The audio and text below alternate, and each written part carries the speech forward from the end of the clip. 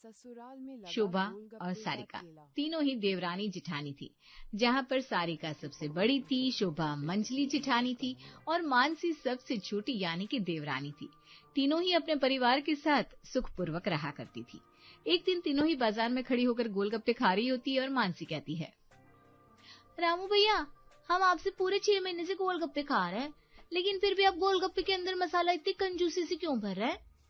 अरे कैसी बात कर रही हो बहन जी, इससे ज्यादा मसाला भरूंगा तो पानी भरने के लिए जगह ही नहीं बचेगी।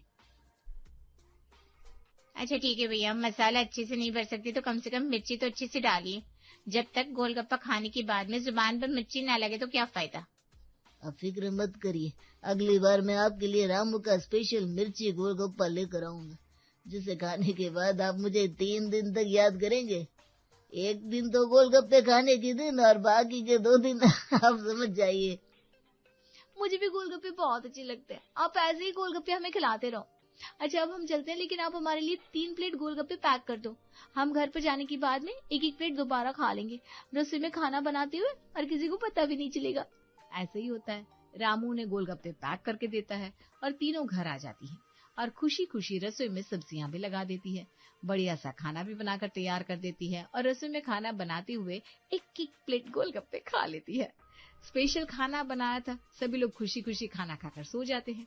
वहीं आराधना अपने कमरे में रात को बैठी हुई खुद से कहती है, बहू ने आज जिस तरह से बिना किसी नाटक के 3 सब्जियां बनाकर तैयार कर दी और तीनों ही सब्जियां इतनी स्वादिष्ट थी, इससे साफ पता चलता है कि कल वो जब सब्जी बाजार गई थी तो गोलगप्पे खा कर आई है। लेकिन फिर भी कल सुबह इनसे पूछूंगी जरूर। अब ऐसे ही होता है। अगली सुबह जब आराधना चाय पी रही होती है, तभी वो अपनी तीनों बहुओं को अपने पास बुलाती है। तीनों बहुएं बहुत ज्यादा डर गई थी, क्योंकि उन्हें पता नहीं था कि आराधना ने उन्हें क्यों बुलाया है। और आराधना भी अपनी कड़क आवाज में पूछती है, कल मैंने तुम तीनों को सब्जी बाजार भेजा था, तुम लोग सारी सब्जी ढंग से खरीद कर तो लाई हो ना? कोई गड़बड़ तो नहीं की? फिर से कहीं गोलगप्पे खाने के लिए रुक तो नहीं गई थी? नहीं नहीं माँ जी, हमें तो गोलगप्पे खाने का टाइम ही नहीं मिला। माँ जी आप बिल्कुल फिक्र मत करिए, हम सारी सब्जी अच्छे से खरीद कर ले आए थे और सारी सब्जी फ्रिज में धोकर रख भी दिए, कोई भी परेशानी की बात नहीं है। माँ जी, और हम 2-4 सब्जी फालतू ही लेकर आए हैं, हमने सोचा कि 2-4 सब्जी फालतू बना देंगे। उन लोगों की इतनी अच्छी अच्छी बातें सुनने के बाद आराधना अपने मन में कहती है, इन तीनों बहुओं की बातों से तो यही लग रहा है कि कल भी ये गोलगप्पे खा कर आई हैं। रुको, बहाने से पूछ कर देख ही लेती हूँ। वैसे तुम तीनों कल अगर गोलगप्पे खाकर नहीं आई हो तो मैं ये सोच रही हूँ कि आज शाम को मैं टहलने जाऊं और गोलगप्पे खा कर आ जाऊं। तो सोच रही थी अगर तुमने नहीं खाए हैं तो तुम्हें भी अपने साथ ले जाती, और वैसे भी अगर तुम गोलगप्पे खाकर आई भी होती तो भी मैं तुम पर गुस्सा थोड़ी ना करती, आखिर में मैं भी तो तुम्हारी माँ जैसी हूँ। माँ जी सच बताएं तो हमने कल सब्जी बाजार जाते हुए गोलगप्पे खाए थे, लेकिन अगर आज आप हमें शाम को दोबारा लेकर जाएंगी ना तो फिर हम आपको मना नहीं करेंगे। और वैसे भी वो गोलगप्पे खाए हुए पूरा 1 दिन हो गया है और दोबारा से गोलगप्पे खाने पर कोई टैक्स थोड़ी ना लगता है। मैं तो कहती हूँ आज सास बहू साथ में मिलकर गोलगप्पे खाने के लिए चलते हैं, इसी बहाने हमारी शाम की वॉक भी हो जाएगी। क्यों माँ जी? आराधना बस यही तो चाहती थी कि तीनों बहुएं सच्चाई बता दे। अब आराधना अपना स्वर बदल लेती है और मिठास को गुस्से में बदलती हुए कहती है, बस मैं यही जानना चाहती थी कि तुम तीनों कल भी गोलगप्पे खाकर आई हो या नहीं। तुम तीनों को जैसे गोलगप्पे खाने से शरीर में पेट्रोल मिलता है ना, बिना पेट्रोल के जैसे गाड़ी नहीं चलती, वैसे भी तुम तीनों की गाड़ी नहीं चलती।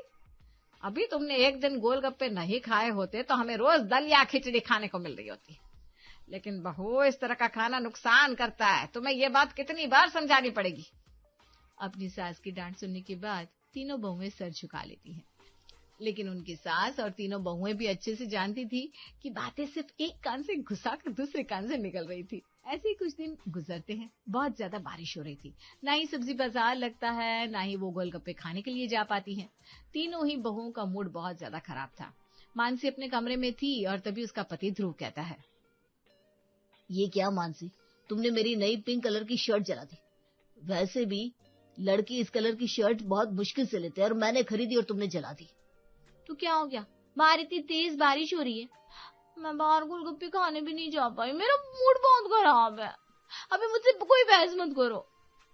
अरे मूड खराब है तुम्हारा, बारिश आ रही है आसमान में, शर्ट जलाओगी मेरी? कोई मतलब बनता है इस बात का?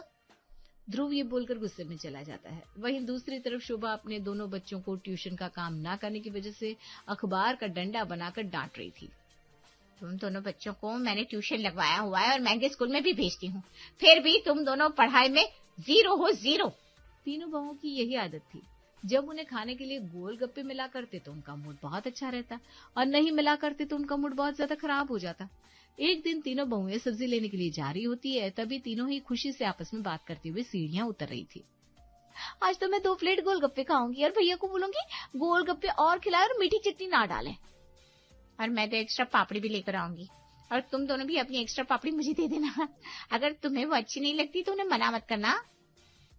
जिसका जो भी खाने का मन हो खा लेना, इससे पहले कि देरी हो जाए जल्दी से चलते हैं। सब्जी भी खरीद कर ले आएंगे और गोलगप्पे खाकर भी आ जाएंगे, वरना माँ जी को बोलेंगे कि गोलगप्पे खाने जा रहे हैं तो फिर वो जाने नहीं देंगी, और कम से कम वो सब्जी लेने के बहाने तो हमें जाने देंगी, और सब्जियों के पैसे बचाकर हम गोलगप्पे खाएंगे। तीनों ही खुशी खुशी ये बोलते हुए सब्जी लेने के लिए निकलने लगती है। तभी उनके ससुर हाथ में सब्जियों की थैली लेकर घर में अंदर घुसते हैं और हांफते हुए कहते हैं, वो देखो, मैं सारी सब्जी लेकर आ गया हूँ। कम से कम हफ्ते 10 दिन की सब्जियां हैं। सोचा इस बुढ़ापे में तुम लोगों की थोड़ी मदद कर दूं, इसी बहाने मेरी वॉक भी हो जाएगी। तीनों ही बहुएं अपने ससुर के साथ इतनी सारी सब्जियां देखकर हैरान हो जाती है और तीनों का मुंह उतर जाता है। उन्हें इस तरह से हैरान और परेशान देखकर महेश पूछता है, क्या हो गया? तुम तीनों तो मुझे ऐसे देख रही हो जैसे तुम लोगों ने सांप देख लिया। तभी वहां पर आराधना आती है और हंसते हुए अपने पति को जवाब देती है, सांप नहीं, इन लोगों ने तो आज एनाकोंडा देख लिया है आपके रूप में। आप ये सब छोड़िए बहू, अब तो जाकर ये सब्जियां रसोई में रख दो और खाना बनाने की तैयारी करो। अब तो भाई तुम गोलगप्पे खाने के लिए जा नहीं पाओगी। तीनों ही बहू अब गुस्से में मुंह बनाती हुई सब्जियां लेकर रसोई में चली जाती है और खाना बनाने लगती है। जब रात में पूरा परिवार खाना खाने बैठता है तो शोभा का पति अशोक कहता है, ये कैसा खाना बनाया है आज आप तीनों ने? इस खाने में तो स्वाद भी नहीं है और सब्जी के अंदर पानी भी कितना ज्यादा है। जिस हिसाब से आज इन तीनों बहुओं का मूड है, तुम लोगों को खाना मिल गया, यही बहुत बड़ी बात है। मैं कुछ समझ नहीं पाया माँ, आप क्या कहना चाहती हैं? कुछ नहीं, जो मिला है चुपचाप खा ले, कभी बाद में बताऊंगी आखिर माजरा क्या है। ऐसे ही कुछ दिन गुजरते हैं। बहुओं ने फैसला कर लिया था कि वो जाकर अपनी सास से डायरेक्ट बात करेंगी। तीनों ही अपनी सास के कमरे में जाती है। अपनी तीनों बहुओं को देखकर वो अपना मोबाइल साइड में रख देती है।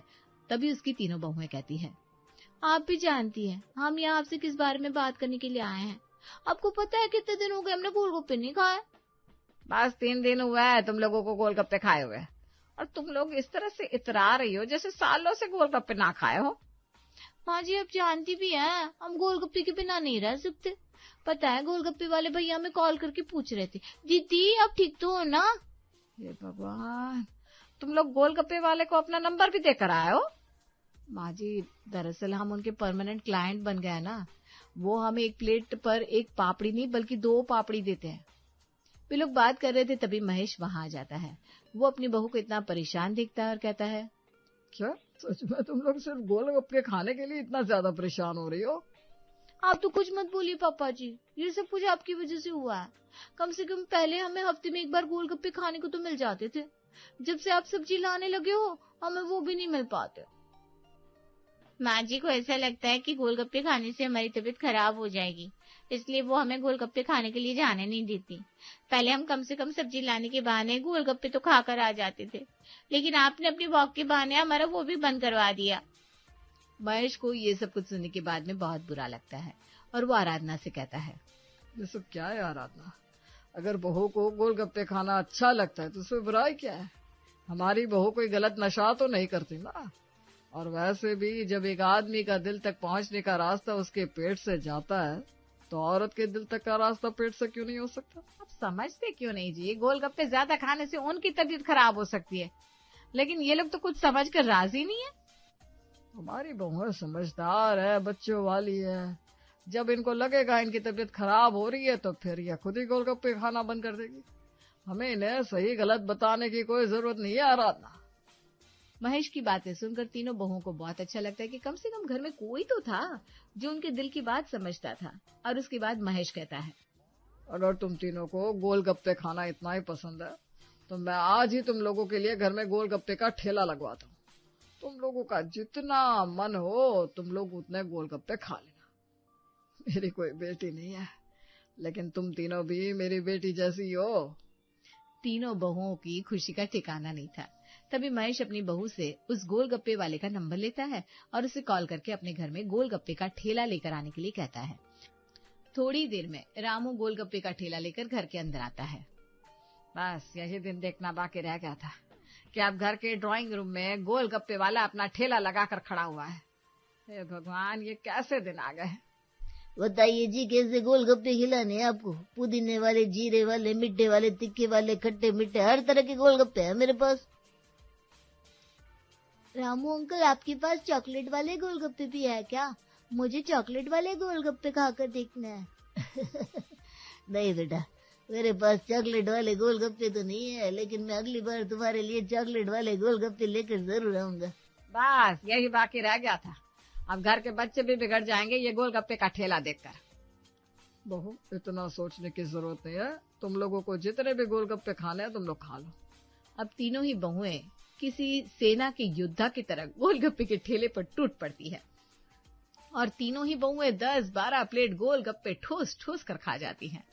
महेश जितना भी बिल होता है वो रामू के हाथ में दे देता है और रामू भी हंसते हुए अपनी बत्ती से दिखाते हुए कहता है, सच में मालिक, आपने तो मेरे परमानेंट ग्राहकों से मुझे मिलवाकर मेरा बहुत मुनाफा कर दिया। इतना पैसा तो मुझे सुबह से शाम तक ठेला लगाने पर भी नहीं मिलता, जितना पैसा आपकी 3 बहू को गोलगप्पे खिलाने पर मिल जाता है।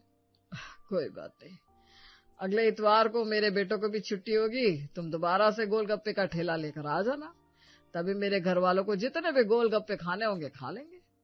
रामू पैसे लेकर वहां से चला जाता है। रात भर आराधना को नींद नहीं आती। वो कमरे में बेचैनी से टहल रही होती है। वहीं उसे इस तरह से बेचैन देखकर महेश कहता है, क्या बात हो गई आराधना, नींद क्यों नहीं आ रही तुम्हें? बहू की सेहत की ज्यादा फिक्र हो रही है क्या? नहीं नहीं जी, मुझे बहू की सेहत की फिक्र नहीं हो रही, कोई और बात है। आप ये सब छोड़िए और सो जाइए। ऐसे ही कुछ दिन गुजरते हैं और कुछ दिनों के बाद में फिर से रामू अपना ठेला लेकर आता है। इस बार वो ज्यादा गोलगप्पे लेकर आया था क्योंकि उसे पूरी उम्मीद थी कि इस बार उसके गोलगप्पे ज्यादा बिकेंगे। पहले वो घर के बच्चों को चॉकलेट वाले गोलगप्पे देता है। ये लो बच्चों अपने चॉकलेट वाले गोलगप्पे, और खाकर बताओ रामू भैया के चॉकलेट वाले गोलगप्पे कैसे हैं। बच्चे गोलगप्पे खाते हैं और उन्हें बहुत पसंद आते हैं। वहीं आराधना चुपचाप सोफे पर बैठी हुई थी। तभी उसकी पड़ोसन अनामिका का कॉल आता है, जिसके घर पर आज किटी पार्टी थी, जिसके बारे में आराधना गोलगप्पे के ठेले की वजह से भूल गई थी।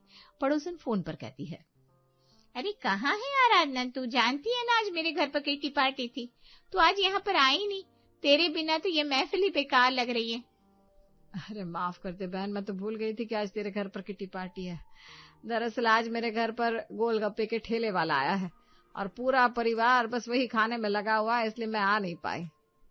तेरे घर पर गोलगप्पे का ठेले वाला आया है और तूने हमें बताया नहीं?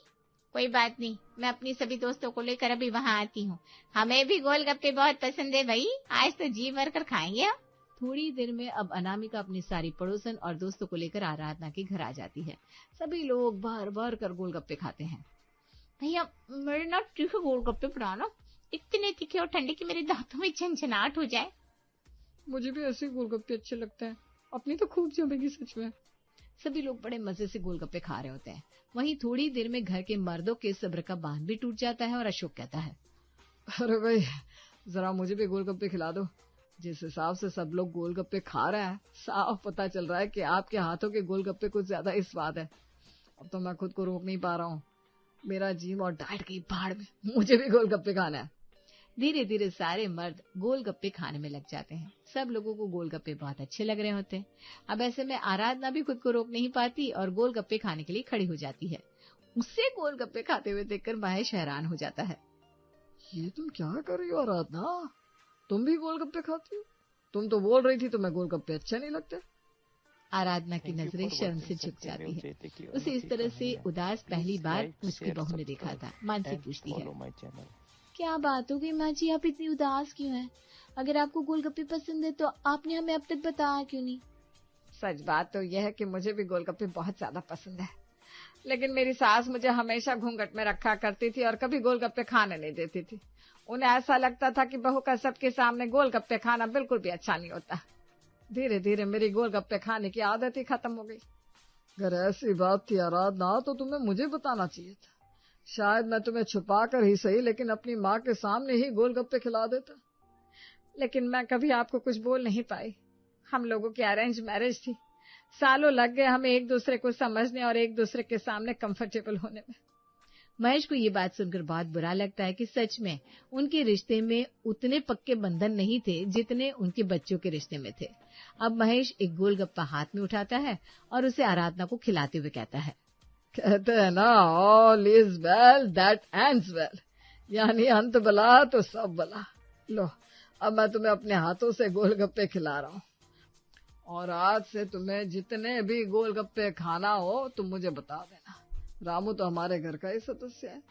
वहीं रामू भी खुश होते हुए अपनी बत्ती से दिखाते हुए जवाब देता है, कैसी बात कर रहे हैं साहब, आज तो मैंने पूरे हफ्ते की दिहाड़ी एक ही दिन में कर ली।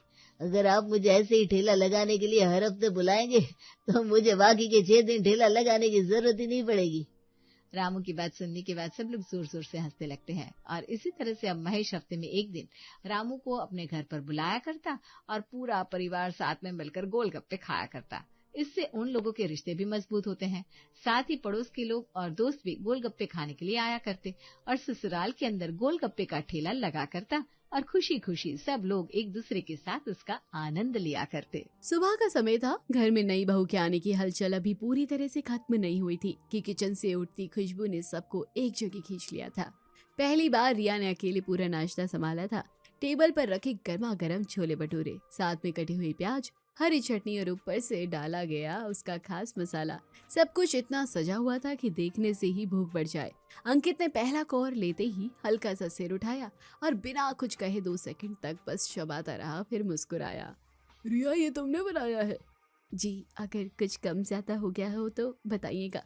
कम ज्यादा? ये तो ऑनेस्टली मैंने बाहर भी इतने अच्छे छोले भटूरे नहीं खाए हैं। भाभी, ये तो डेंजरस है। अब तो हर हफ्ते यही बनवाऊंगा मैं। सच में भाभी, ये टेस्ट अलग है। कुछ खास डाला है क्या? बस थोड़ा सा अपने हिसाब से मसाला बैलेंस किया है। अच्छा है, बहुत अच्छा है। अच्छा नहीं, बहुत बढ़िया है। देखो शारदा, बहू के हाथ में स्वाद है। ऐसे हाथ हर किसी के नहीं होते। कुछ पल के लिए पूरा माहौल तारीफ से भर गया। रिया के चेहरे पर हल्की सी चमक आ गई। नई जगह, नए लोग और पहली बार इतनी खुलकर तारीफ। लेकिन उसी तारीफ के साथ एक पैटर्न भी शुरू हो चुका था जो अभी किसी को दिख नहीं रहा था। दिन बीतते गए, हर दूसरे दिन कोई ना कोई मेहमान आता और हर बार एक ही बात होती, रिया वो छोले भटूरे बना दो ना। धीरे धीरे छोले भटूरे उसकी पहचान बन गए। लेकिन बात यही नहीं रुकी। भाभी, यार छोले भटूरे मत बनाइए, कुछ अलग बनाइए ना। वो जो आपने कल पास्ता बनाया था ना। हाँ भाभी, और साथ में वो ठंडी कॉफी भी बड़े मजेदार थी।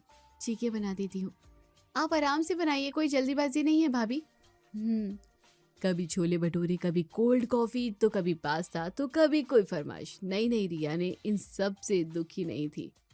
नहीं, रिया इन सब से दुखी नहीं थी। वो तो बस इस बात से खुश थी कि नए परिवार में भी सब उसके हाथ के खाने को पसंद कर रहे हैं। इसलिए चाहे जिसकी जो फरमाइश हो, वो हर बार हाँ ही कहती थी। रिया, आज मेरे कुछ ऑफिस के दोस्त आने वाले हैं, तुम वो पनीर वाली डिश बना लेना, और हाँ, छोले भटूरे भी। इतना सब अकेले? तुम वक्त ले लेना, कोई बात नहीं। हाँ ठीक है, मैं बना लूंगी। धीरे धीरे तारीफ उम्मीद में बदलने लगी। अब कोई पूछता नहीं था, बस बता देता था, और हर बार रिया हाँ कह देती थी। घर में सब लोग हॉल में बैठे थे। किसी बात को लेकर डिस्कशन चल रहा था। पायल की शादी की बात थी। सारे लोग वहाँ मौजूद थे, लेकिन रिया और शारदा इस चर्चा में शामिल नहीं है। लड़का ठीक है, परिवार भी अच्छा है, लेकिन हमें थोड़ा और वक्त सोच लेना चाहिए। मुझे लगता है कि ठीक है, इतना परफेक्ट मैच बार बार नहीं मिलता। खानदान भी अच्छा है और काफी रईस भी है, लेकिन दीदी खुश है या नहीं, ये भी तो भी देखना चाहिए ना। शारदा चुप थी। रिया भी वहीं बैठी थी, कुछ कहना चाहती थी, लेकिन उसने अभी तक खुद को उस जगह पर नहीं रखा था जहां वो बोल सके। तभी बुआ जी ने अचानक उसकी तरफ देखा। रिया बेटा, जरा किचन में देख लो, चाय बना दो सबके लिए, और हाँ, कुछ हल्का सा स्नैक्स भी बना लेना। रिया एक पल के लिए रुकी, फिर उठ गई और वो किचन में चली गई।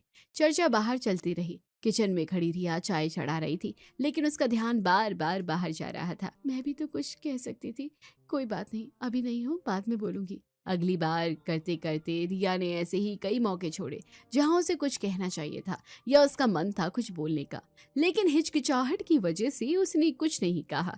लेकिन इस बार जब घर में रिनोवेशन की बात चल रही थी, तब मुझे लगता है हमें ऊपर वाला कमरा एक्सटेंड करना चाहिए। हाँ, लेकिन बजट भी तो देखना पड़ेगा। और मम्मी क्या कहती है? शारदा से क्या रेनोवेशन के बारे में पूछना। शारदा, तुम्हारे हाथों की अदरक वाली चाय पिला दो। रिया बेटा, छोले भटूरे बना लो, बहुत दिन हो गए हैं खाए। रिया फिर से उठ गई। शारदा फिर चुप हो गई।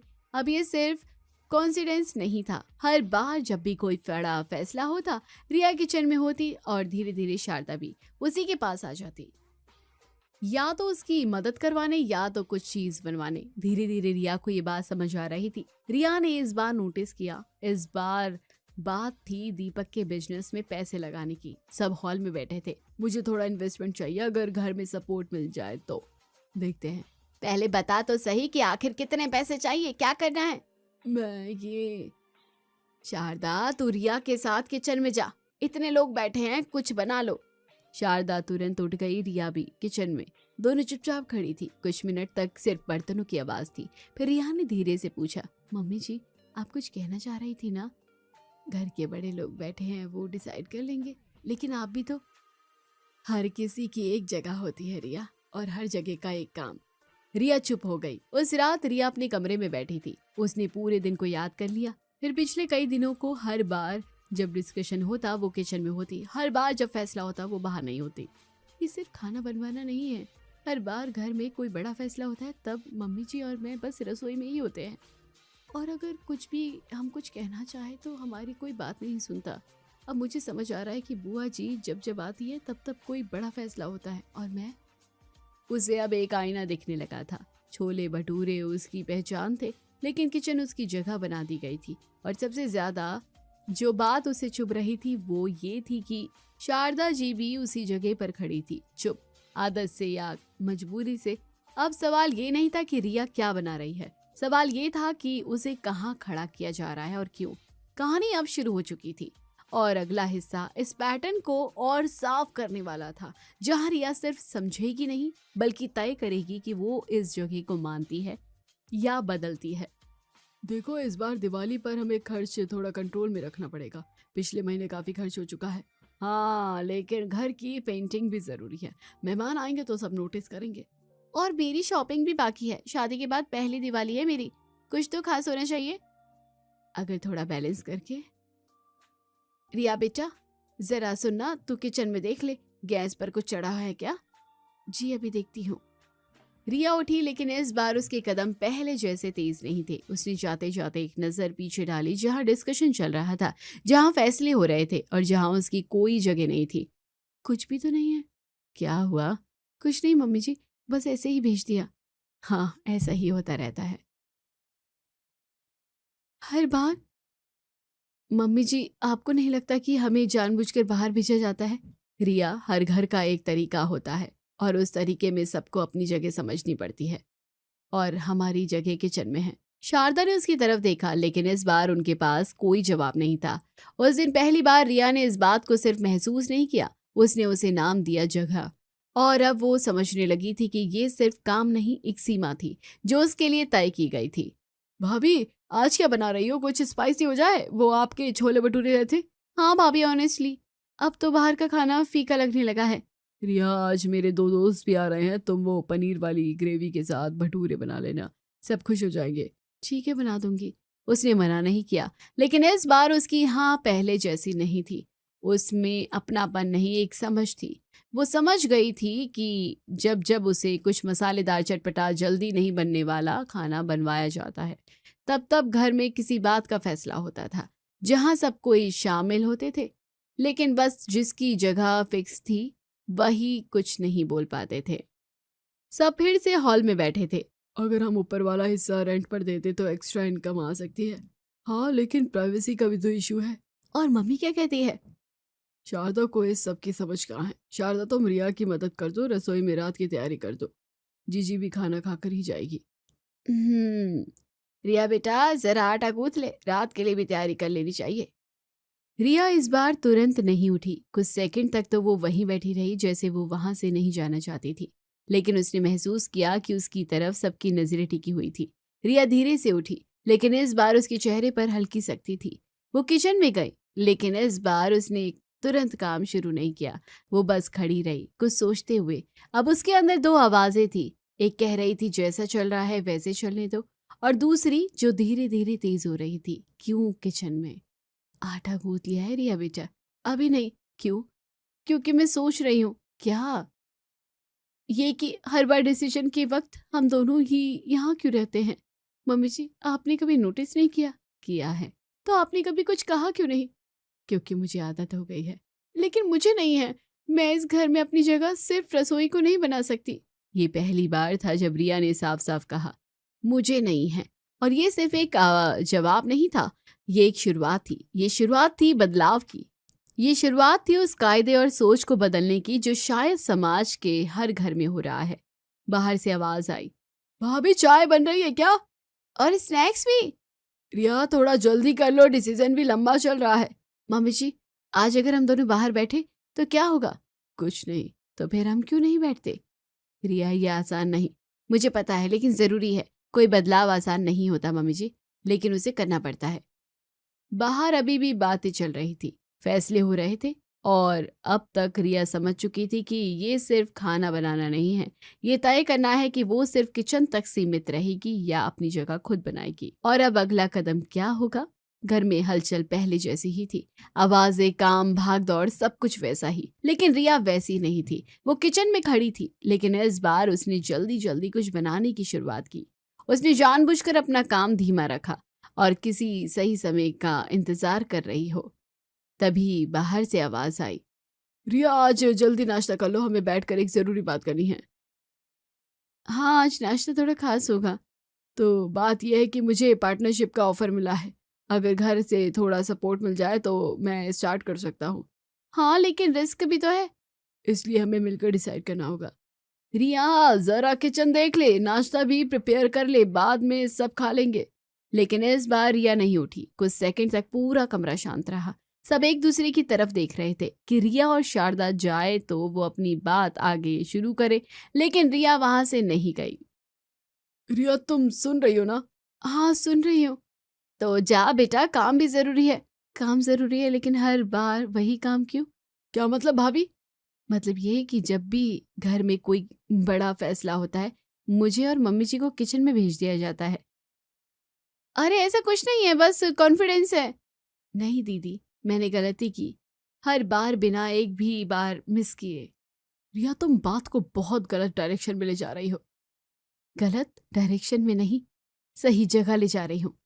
आज पहली बार मैं इस डिसीजन का हिस्सा बनना चाहती हूँ। कहीं आप लोग क्या कह रहे थे? नाश्ता, चाय, पकोड़े, छोले भटूरे, मैं सब कुछ बाद में बना लूंगी।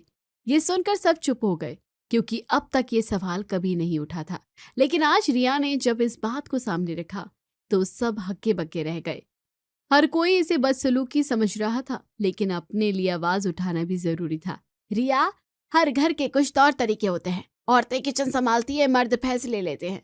तो फिर आज एक काम करते हैं बुआ जी, आज मर्द लोग किचन संभाल लेते हैं और औरतें फैसला कर लेती हैं। भाभी, मजाक अच्छा था।